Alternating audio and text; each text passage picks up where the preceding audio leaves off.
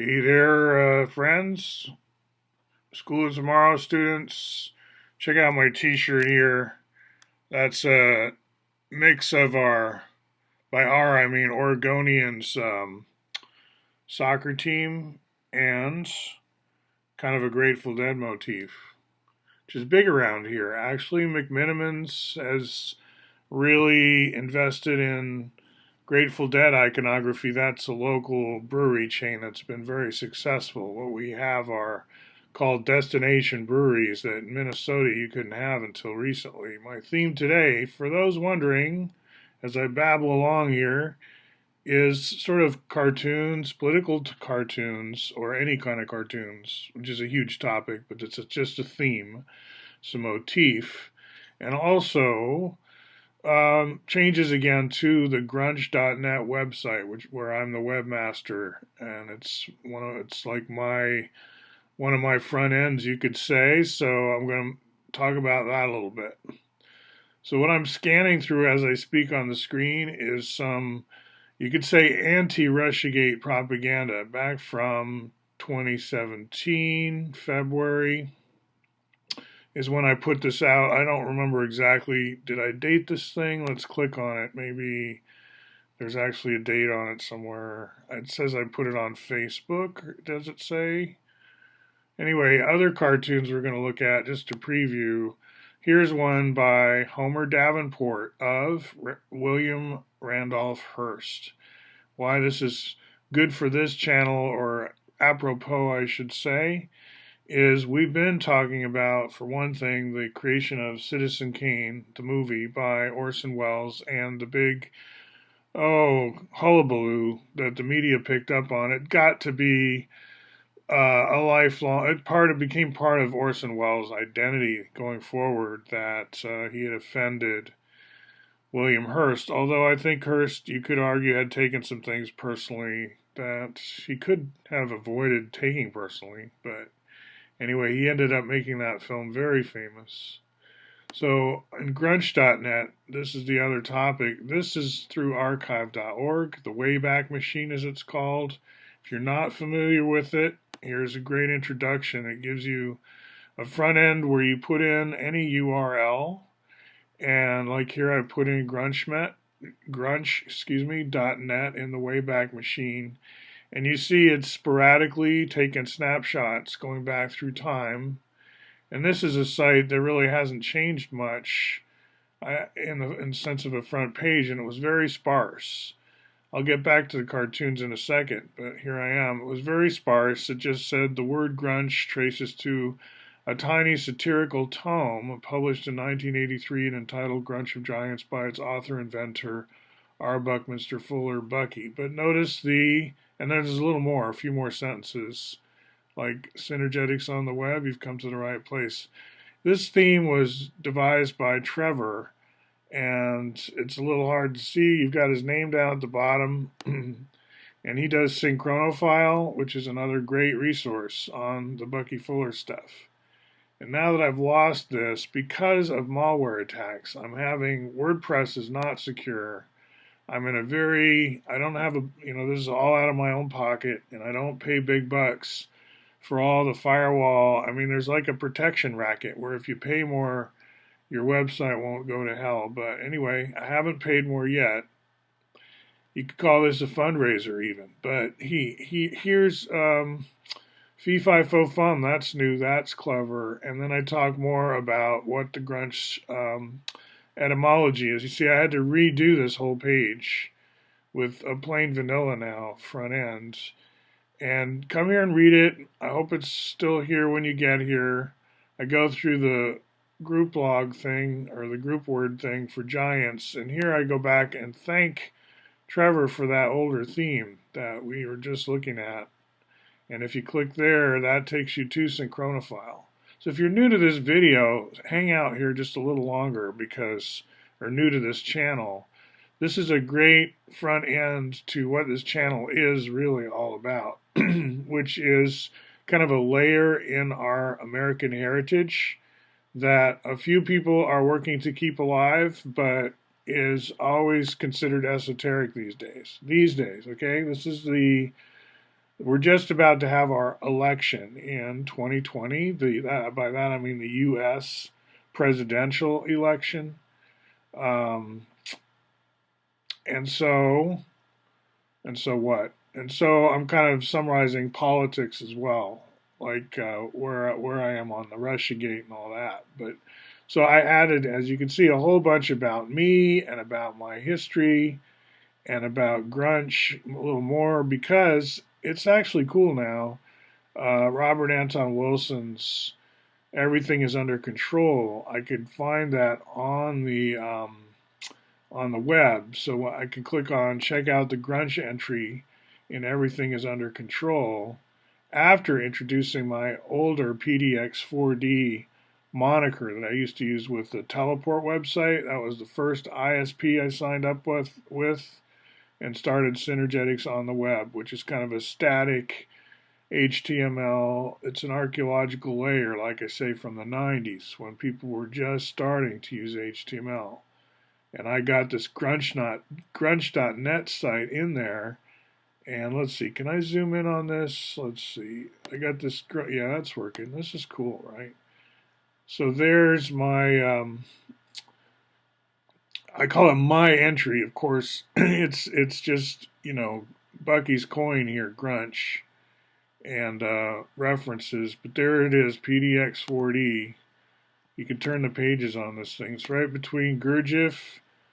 Well, there's Gulf War Syndrome and Grays. Kind of a nice place to hang out, really.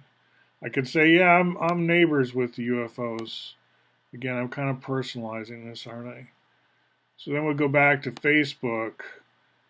Remember, two themes: cartoons, political cartoons, and sort of politics, Russiagate, and the changes in Grunch.net because of attacks by WordPress malware. So I redid the front page. There's picture me with this. We could call it green scum, but the nice word for it is duckweed. And the ducks at Laurelhurst Park do like their duckweed. Place-based education. I'm educating boomers about TikTok. So I bring over every so often 20-second movies from TikTok because I want people in my generation to appreciate TikTok. I'm not sure they do, but I do. I'm glad to have TikTok. And here I've got some of the follow-up on Russiagate stuff just before the election. If you remember, you can go back and check out what we were talking about and why and all that, right? You're probably aware of all that. So here's my entry from that time. This is only 17 hours ago at the time of this video, where I chronicle making all these changes to GrunchNet, where we have just been, right? In a way, this is kind of, authentication. You see some changes out there. You want to know more about the story about it. And so here we go. This video is, it's a big thing to totally rewrite this page for me, you would think. And yeah, it was good though. And it's more up to date. I've got links to Kyoshi Kuramiya, School of Tomorrow, which didn't exist when I started this. Let's click on that, and so on. Now, the thing about my political cartoon is, here's General Flynn down here, and ever since the beginning, they were being very persecutorial about this guy because he was trying to jump in and deal with a very dangerous, like you could say he was trying to grab the wheel on a vehicle that people feel pretty scared that it could go badly, right? You can understand why the so-called counterintelligence was like really looking into these people who were about to seize control of the government in some way. So I'm understanding of all that, but it really, you could say the optics were not good. We have a democracy, an outsider team elected because they're outsiders. And again, I'm just going to say I was very suspicious of this outsider group too, but how they were treated, I sort of echoed um, Kucinich at the time. This Jimmy Dore, I'm not going to play this, but that goes into the interview with Kucinich at the time. That the deep state was really being a little bit too Banana Republic, just kind of matching the style of the incoming administration. But I just wanted to clarify, like on Quaker, I'm reaching out to the Gulenists. I'm not in favor of whatever extradition. I was paying attention when Woolsey told the Wall Street Journal about that meeting at the Waldorf or whatever, where they were already talking about maybe extraditing Gulen. See, I could feel like Flynn was going to be totally opposite of me in terms of what he was going to try to do. I don't know. He didn't get the chance. So it wasn't like I was pro his way of dealing or driving. Okay, let's be clear. But I was very skeptical, you could say, of the whole Russiagate thing. So it has to do with a lot of things. Medium, by the way, has just upgraded its way of doing things. I now have a kirbyearner.medium.com, which is easy to remember. And here I've got a story on my changes to grunch.net. And I really am just archiving the front page, the new front page. So finally, on the political cartoon front, let's go back to where I just searched on cartoons in my Flickr archive. So good introduction to all my resources. I haven't looked at my blogs much in this video, but that political cartoon about Flynn, that's in my blog. Check that out. Control Room, blogspot.com. So there's some more Homer Davenport in here. There's poster art, like a Pinterest archive.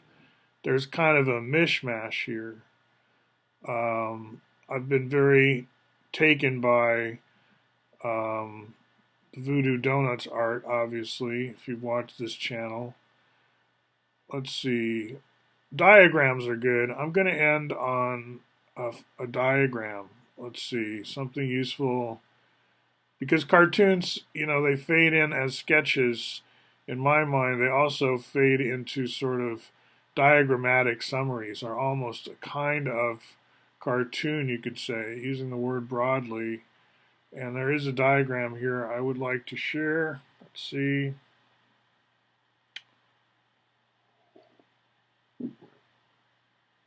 This is kind of how we're going to introduce two ways of modeling third power, by the way. If you put a little cube of sugar, you could sort of say, that's how we do X, Y, Z. Now, that is not really drawn quite right. I could see, well, yeah, no, I'd have to fix that. Well, no, that's going away from you. See, that arrow is diving away from you. So this is okay. Yeah, this is a cube of sugar. And this is how we model third powering in XYZ world, whereas in the Bucky world, these are 60-degree angles, and we just close the lid. We take these three edges, multiply them together, as we do with the prism or rectilinear thing here to get the volume. Could be a cube, doesn't have to be. Doesn't have to be a regular tetrahedron, but start out with a corner of all 60-degree angles here, like you do with the cube, and then just close the lid and call that X3. And I'm calling that numerically the same answer. And you're saying, well, how could that be the same answer? And I'm saying you can define it to be the same answer, and it'll all work out just fine. Don't worry. And then you want to know more, so you watch more of this channel. All right, so I think that about covers it for today. I just want to not be a Russiagator when it comes to the historical record. Keep that in mind. And I just want to announce changes to grunch.net, right, with the appropriate fanfare. Fee fi fo fum, y'all. David Koski and I have some geometric meanings for each of those terms. And let me know if you have any questions. Back to work.